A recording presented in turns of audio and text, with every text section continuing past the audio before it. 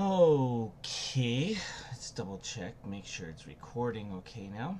Alright, okay. Haven't used simple screen recorder in quite some time. Anyway, um, yes, this is one of the greatest pictures of any Gundam novel, period. And it's like one of, you know, the the happiest endings you'll get from a Tomino book ever, or a Tomino story ever. Anyway, like I said in my community post, I want to talk about some Gundam stuff for a little bit because I've had some things on my mind the past few days, and I wanted to get these ideas out since I've been doing like mostly just Macross stuff and going to see Sailor Moon Cosmos and stuff like that, doing reviews, but no, not that important. I haven't done any Gundam stuff in a while since I went after the director of that fraudulent bullshit, fake, non-existent Hathaway's Flash movie. Um, and I had to because the way that director talked and the way everything went was just awful. But and an addendum to that is that the person that he selected to be Hathaway, which is not really Hathaway, is like Jake Skywalker. Okay, it's not Luke Skywalker. Okay, um, he was the voice actor to voice Messer in Macross Delta, and he cannot act for crap. He is horrible. He has no emotion in his voice, and Hathaway is probably one of the most tragic characters in Gundam. Like, I think him. I like. I consider him one of the most tragic characters in Gundam because of everything that happens in Hathaway's Flash and his eventual, demise, right? Even though he got like the coolest Gundam ever, but besides the point. Um, so I wanted to bring up some stuff because I'm, you know, I became a fan of Hathaway's Flash because of G Generation F, the PlayStation 1 video game. That was the first time I learned. It was still when I was learning about Gundam and I wasn't really, too deep into it yet. And I wanted to play G Generation F because it came out, like, what was it? When I was still in the beginnings of my learning of Japanese, and so I couldn't read kanji very well, and I didn't understand the stories very well at the time. So, but my ex at the time was Japanese, and she kind of helped me through some of the story of Hathaway's Flash because I really wanted to know about it. Because when I heard the music from that game, which is iconic now, which is the symbol of Hathaway's Flash at this point, um, that got me hooked. And when you know, I purchased the books way back when. I still have my old copies. I want to get another set of them just because, but because they have the new versions have the fraudulent movie artwork on the covers and not Mikimoto's old artwork. And nope, not buying those. I refuse to buy those. I will get the old artwork because it looks like Mikimoto's artwork. Okay, it really looks really good. Um, but the one thing that people seem to forget about Hathaway's Flash is that it's a very character driven story. There's a lot of deep lore into the Earth Federation, um, that Char talks about in Char's counterattack, but Hathaway goes into it deeper. He realizes that what Char said was correct, and he doesn't actually want to, kill anybody. He wants them to just, he wants the Earth Federation to knock off what they're doing and stop pretending like, the politicians get to live on Earth and everybody else has to be up in space. And because there's like this special law that they passed, and this is part of the whole reason for the 1 year war, by the way. Um, besides, Xeon and stuff, but um, it was that the um, uh, the the only people allowed to live on Earth at the time were supposed to be, you know, natives who didn't put any, who like, let's say, natives in like a southeastern Asian island or something, or in the middle of the Amazon rainforest or something like that. Those kinds of people, or people to monitor the recovery of of nature. And what ends up happening is that the Earth Federation decides, you know what, we are important to monitoring what's going on Earth, so we're going to put our government on Earth and all this other stuff. But Hathaway realized what Char says is correct about everything that he said during Char's counterattack, and because he was watching it live with his father, basically. And it's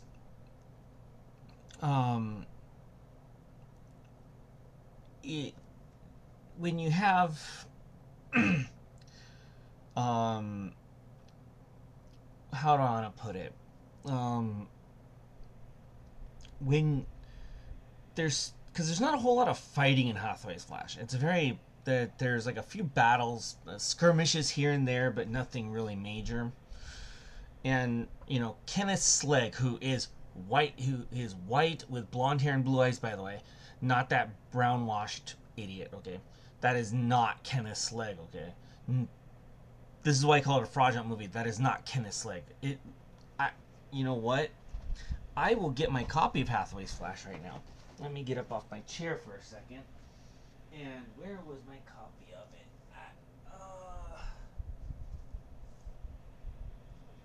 Here we go.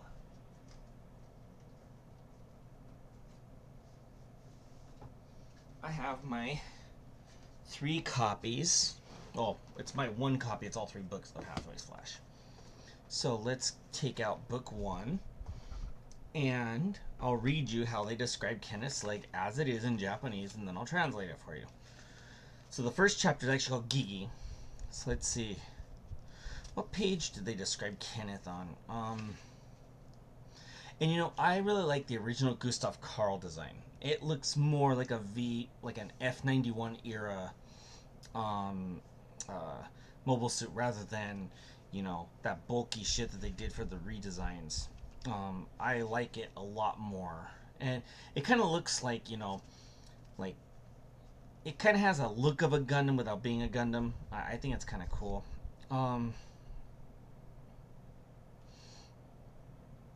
Let's see, where does it say exactly how he looks? Cause it's been a long time since I've picked up this book, so. Oh, geez, it's like pouring rain right now. Let's see.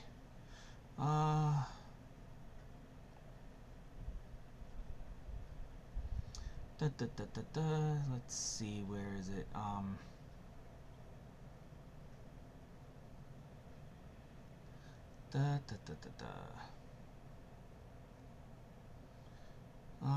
It says exactly what he looks like. In here.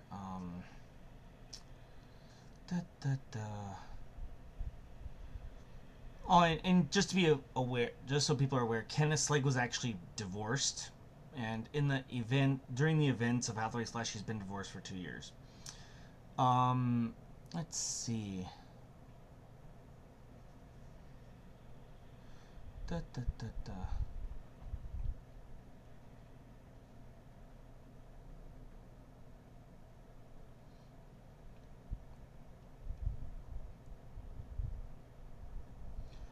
Okay, so there's describing Gigi's appearance. God,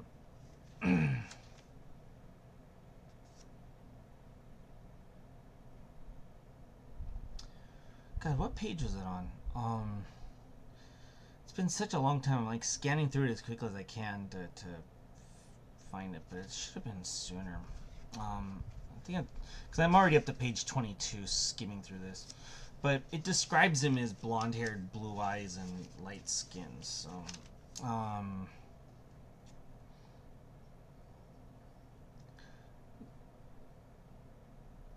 da, da, da, da, da, da, da.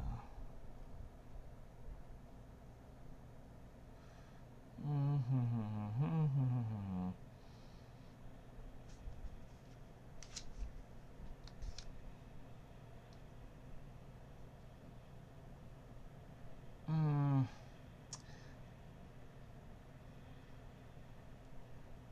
yeah, I can't find it. It's been a while since I read the book, so I don't know exactly where it was listed, but it describes him as that. Anyway, so they kind of brownwashed Kenneth because the director's an idiot. But and I talked about a lot of this stuff before. But Hathaway's Flash is an amazing story, and it's a very unique story in Universal Century and how character driven it is. Um, because there's more character interactions than there is fighting in this in it, and you know Kenneth doesn't come off as a bad guy, and Ren doesn't either. It's just that because Mafti's trying to kill people, um, that they have to kind of stand up and go against him, even though they aren't exactly against what he's doing per se. Um, I think the novels are incredible. You will never find them outside Japanese, probably, but if anybody can read Japanese, I recommend them very much. They're the only thing that exists for the Hathaway Flash story. Just you know, read them if you can. Unless there's like some fan translation, which I don't trust at all because I've seen too many garbage translations lately. Now, this is part of the reason I wanted to also talk about this was because there's a very bad image, and the reason I bring up the novels of Gundam is that um, Belta Chica's Children is quite well known for a lot of reasons for Char's counterattack, right? I just like Tomino says in his afterword in the book is that this is what he believes to be the real Char's counterattack. That's how he envisions Char's counterattack, and not the movie version. So we can ignore the movies. Let's just ignore the movie. Movie could be cool looking and fun to watch, whatever. What Tomino really believed was his true Char's counterattack is Belgica's children. He wanted Amuro to be with her, and he wanted her to be married, and he wanted Amuro to be with her and stuff. But you know, they said that they weren't like the reason why it didn't happen that way is because Amuro, the people at Sunrise didn't want to see Amuro like married or having like a married life kind of thing. But he wasn't actually married to Belta Chica, so But the reason I bring this up is because I want to talk about Quess a little bit. Quess is an incredibly tragic character, and if you want to see, and I highly recommend this version over the novel, to be honest with you, is the comic version of Belta Chica's Children. It's like 7 books or something. I have all 7 because I love Belta Chica's Children. And I think the comics work better for it than the novel does because the novel jumps scenes um, really quickly, and it can be kind of hard to keep track of what's going on and what's happening. Which is why I think it works better as a comic. It should have been animated, but we won't get into that. But the reason why I say this is because when you watch the movie of Char's counterattack, you just see Quess kind of like this spoiled little brat who she's just like obsessed with famous people like Amuro and Char and follows Char because she's all wet for him. But it's actually much deeper than that. Like you only see her fight with her stepmother a little bit in the movie. Although most of that scene is pretty much left intact from even Belta Chica's Children. The issue is what happens before that, when before Quess gets, you know, brought up to her and or brought to the airport. Turns out the stepmother is the one who called the manhunters on her, and the manhunters, which are part of this because Gaia gear. Gaia gear is where the manhunters basically become like titans and, you know, have a little more power than the Earth Federation, basically. Um, what they don't show in the movie is so important to Quest's character. And what they show is the manhunters find Quess. They accuse her friends, who she's with kidnapping her. So they try to arrest them. And of course, because the manhunters are brutal, and this is pretty much evident in, you know, Built to Chica's Children quite a bit. And if you know the manhunters in any series that has the manhunters involved, where they talk about them at all or show them outside of the Sharks Counterattack movie, because they don't really show a lot of them, they're really brutal and they're really terrible. They basically are the Titans. If you're, you know, illegally on the Earth, they will just murder you. They don't even care. And I'm not using that stupid word that people like to say is unalive, because that's stupid. It's a dumb word, doesn't it? Anyway, the reason why I say Quest is like really misunderstood is that because of the scene that I'm going to describe, her entire character changes. So in Built to Chica's Children, they describe this and they show this even in the comics in pretty brutal detail. So one of her friends tries to hold her at gunpoint so he could try to get away, and he even apologized to her, says, you know, just follow along with me, and because she knows that he won't hurt her, right? Well, one of the manhunters just blows his brains out, and then the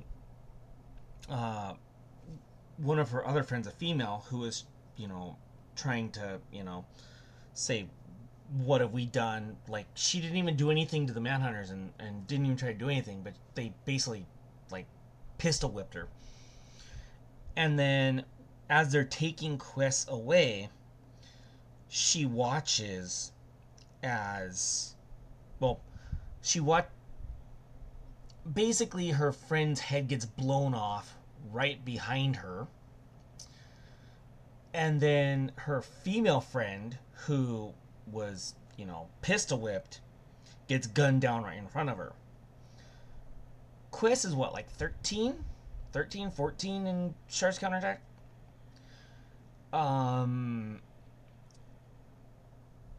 That would really make you angry, wouldn't it? And it would be really shocking and everything, even though, like, in her case, she's been around, she was born, like, right, like, in between the 1 Year War and Double 83. She then finds out, after she's taken to the airport with her father and her stepmother, that her stepmother was the one who called the manhunters and got her friends killed, basically. So when you look at that entire arc that was removed from the movie, you see Quess in a different light. And I consider her extremely tragic. Now, the fact she gets accidentally blown up by Hathaway and Built to Chica's Children is kind of messed up, but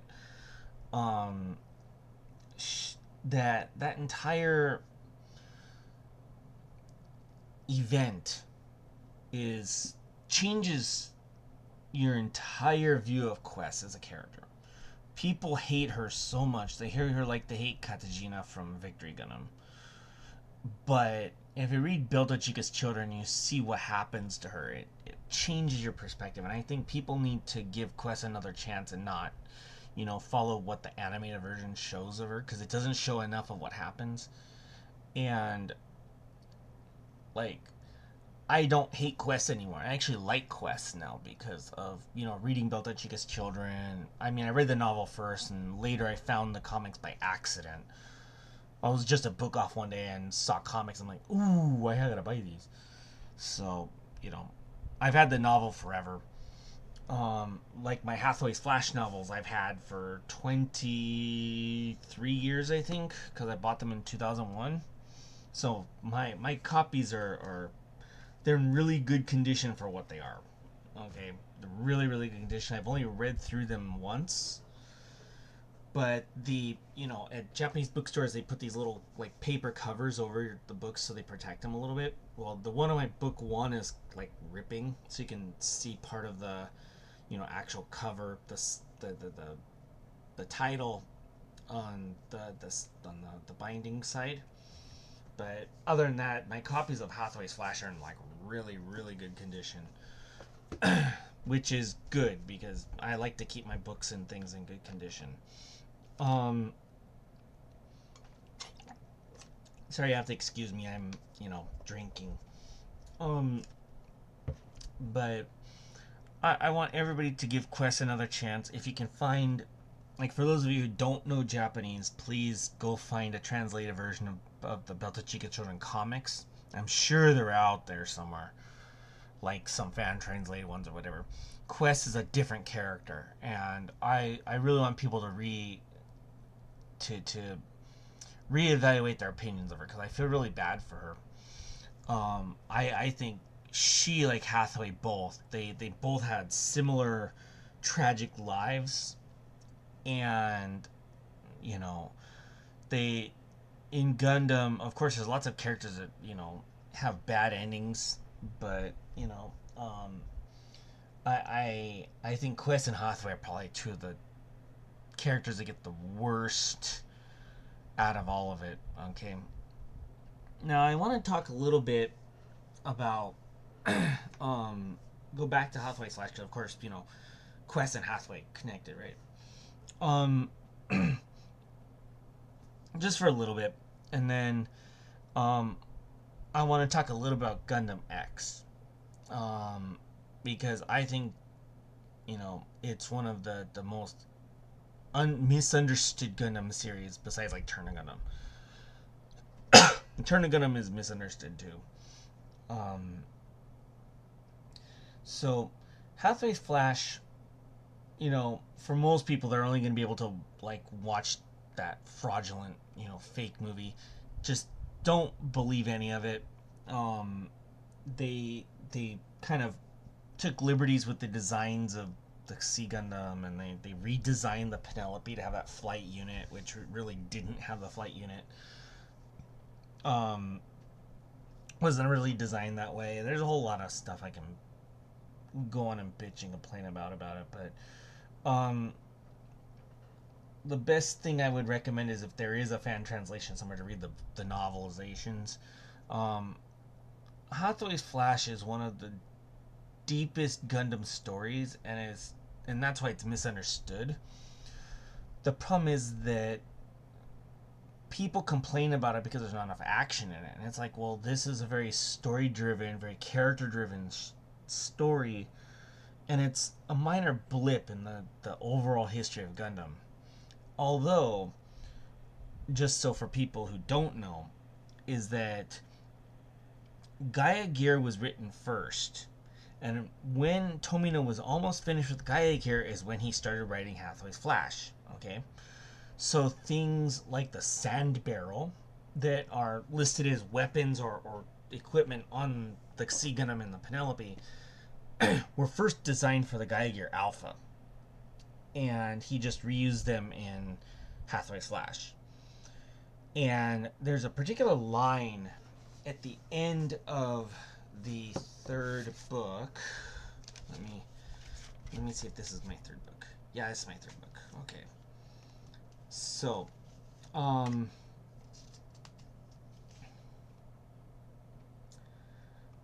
let's see.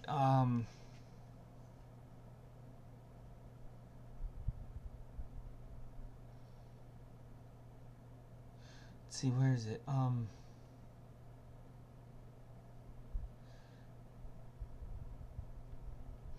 see, where's the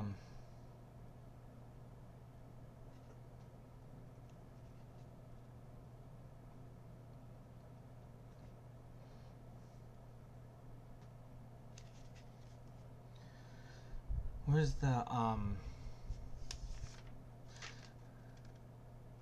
here it is. So it's in the middle of a conversation, so at the very end of the book. So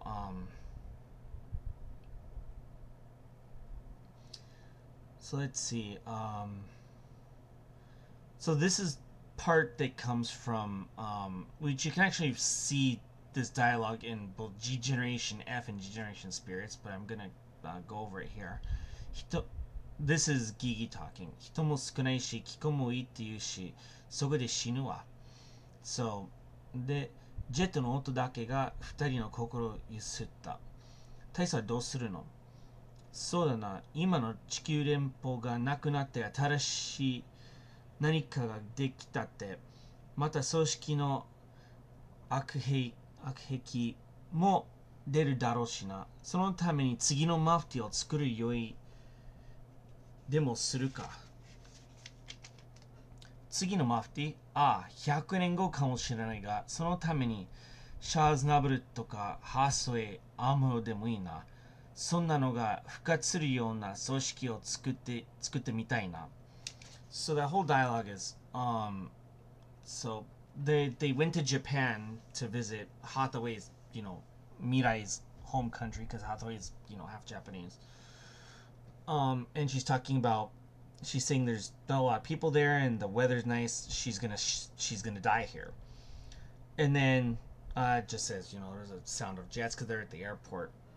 And she asks Kenneth, what's he gonna do? She's saying that even if the Earth Federation and there's something new that got created out of it is gone and something new got created of it, it's that group's bad habits are just gonna come back again. And for that, maybe I should make the next Mafti. And Gigi asks, so the next Mafti? Yeah, it might be 100 years from now, but for that, there could be Shah Aznable, Hathaway, or Amuro.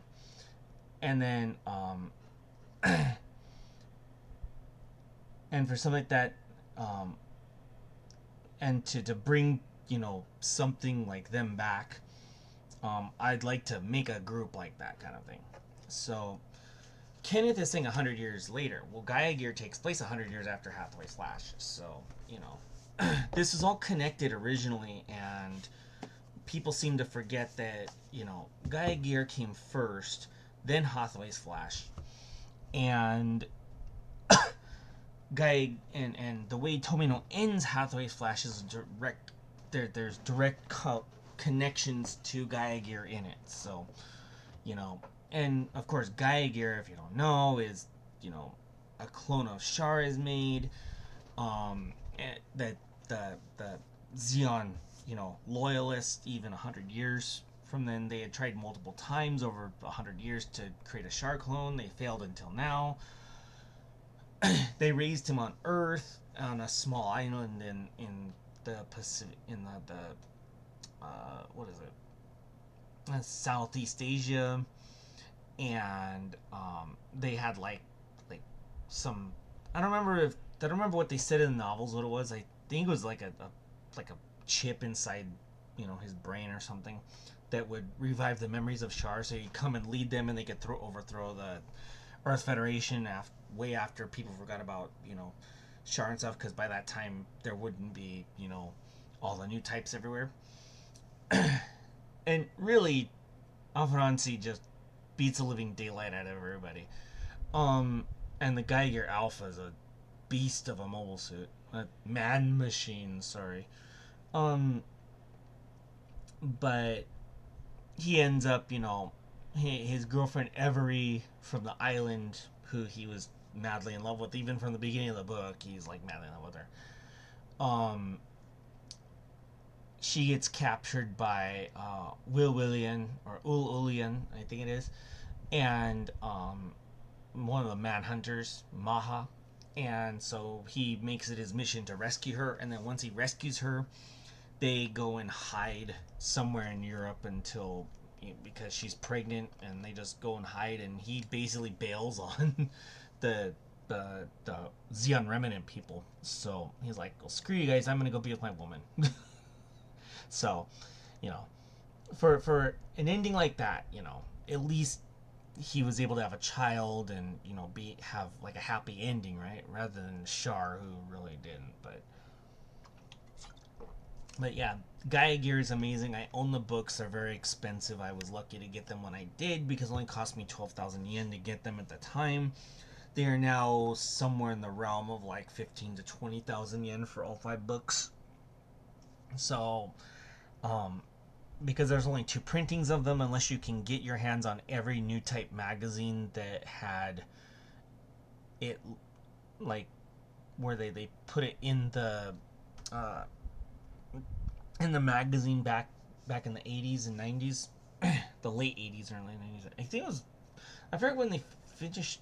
Oh yeah, they finished book 5. I think he finished book 5 right around the time he finished book 1 of Hathaway's Flash. So it was like 89 or something like that. Let me see. See what let's see.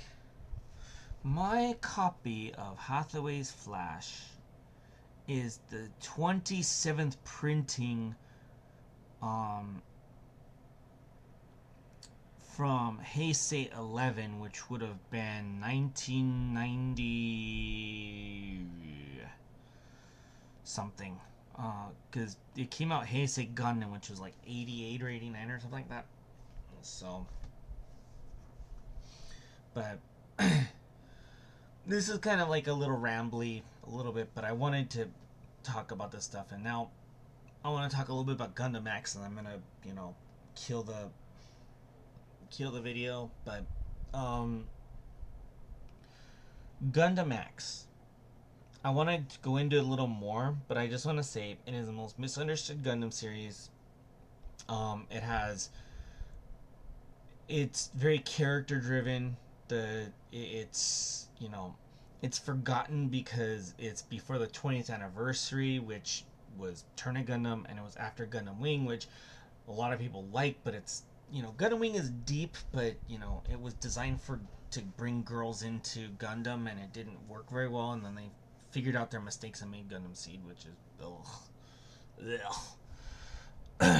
but I won't touch that with a 10-foot pole.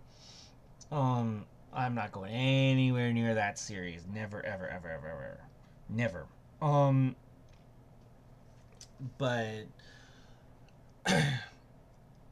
I think people need to rewatch Gundam X. Gundam X is a really good series. I think the the little like puppy love romance that Tifa and Garodo have is really, really nice. It's different in Gundam because you had Relina and Hiro in Gundam Wing. Rain and Domo weren't too bad in G Gundam, but still, I think Tifa and Garodo are better. And there's so many famous voice actors in there. Like Tifa's Kanai Mika, who also did RJ from Tales of Fantasia, and lots of other things. Tonya, the long-haired blonde girl on the bridge, she's voiced by Mitsushi Kotono, aka Sailor Moon. There is a Oruba Frost, the younger brother. He's Sasaki Nozomu, aka Hathaway, or Yusuke from Yu Yu Hakusho. Very famous. There's a few others in there too. I forget all of them. Because it has like a lot of really, really famous voice actors in that series. But definitely rewatch Gundam X. Try to understand the deeper messages within the show. I think you'll find it to be a better series once you look deeper at it. But that's all I want to say about that for now. Mostly I want to talk about Quess and rethinking her. But, you know. Anyway, and this is book 5 of Gaia Gear on the screen because book 5 of Gaia Gear has the coolest cover of and the happiest cover of any Gundam novel ever, period. Um and just for next video I'll dig out my VF22 Myria type because it's rare. Um, Maybe I'll do a preview thing, kind of thing, like a just a little short thing to show how hard it is to find Myrias, like the Yamato one, um, because it's just oh my god. Like I can find Maxes here and there, I can find Gomlins here and there, but I cannot find Myrias anywhere. So that's kind of a thing. But anyway, um, I will be back with another video soon. Maybe next week I'll do it. I don't know. We'll see how I feel after, my new job and stuff since I've just finished 2 weeks working my new job. But, and it's, not the easiest thing and I have to remember a lot of stuff, but we'll see when I can get that next video done. I have a 3-day weekend this weekend, which is why I'm doing this video now, just to get it out of the way. But, yeah. Definitely rethink Quess Paraya. She's a very tragic character, and I feel really bad for her. So, anyway. I'll see you all next time, and, next one will be a Macross video, and if you want me to talk about anything else Gundam, please, state in the comments if there's something you specifically want me to talk about when it comes to Gundam, or, like, when it comes to the Japanese side of it, because nothing after Turna, because I've only watched like Unicorn and Narrative after Turna, and I didn't like. I like the novels of Unicorn better, but it's very inconsistent with everything that was written beforehand. So, and Narrative I just hate completely. I find it horrible. And I saw it in the movie theater too, by the way. So I saw it in the best situation possible. I hate Gundam Narrative so much. But if there's anything you want to talk about, like from Turning Gundam before or some of the novels, the only novels I've actually read are Gaia Gear, Hathaway's Flash, and Belto Chica's Children. I do own the Zeta Gundam novels. I've of course read Crossbone Gundam. Well, Crossbone Gundam was it? Skullheart and Steel 7. I have all those. Let's see, what else do I have? I forgot what else I have of Gundam. I got rid of some of my Gundam stuff, but I think I have Advance of Titans novelization too. But I never bothered to really read it. I think I have it still somewhere. I'll have to dig it out. I also have the Rare Earth comics, but there's only 6 of them, so it's really, really short. Which is very different from the TV series. The TV series is like really, really long. But anyway, if you want me to talk about anything Gundam, please put in the comments like a topic for me to talk about, and I will, talk about it in a video at some point. I've already done, as much as I can with Macross for the time being, outside of, like showing off some, models and stuff. And by the way, just so my last little thing here, which I'll say about Macross, is that Tomika, is a line typically of Takara Tomy makes these line of like little like kind of like Hot Wheels cars, and they're called Tomika. Well, they did a series of Valkyries of Ichijo's 1J, Max's 1A, and Max's 1J. Sorry, so Ichijo and Max's 1J, and also Roy's 1S. Just the fighters. And they came with little stands, and of course I have the Max one because Max. Everybody knows by now who's seen my videos on Macross knows how much I'm a Max and Myria fanboy. So, but definitely please put in the comments if you want me to talk about something specific. I By the way, I haven't actually watched all of G Gundam, which is something I should probably do. But I'll get around to that eventually. But anyway, I will talk to y'all later, and do let me know if there's anything you want me to talk about specifically. If you want to know like specifics in Hathaway's Flash, like specific events, I'll dig through the novels and try to find that specific event, how it's described, um, how it's written. I do want to reread Hathaway's Flash eventually, anyway. So, anyway, I'll talk to y'all later.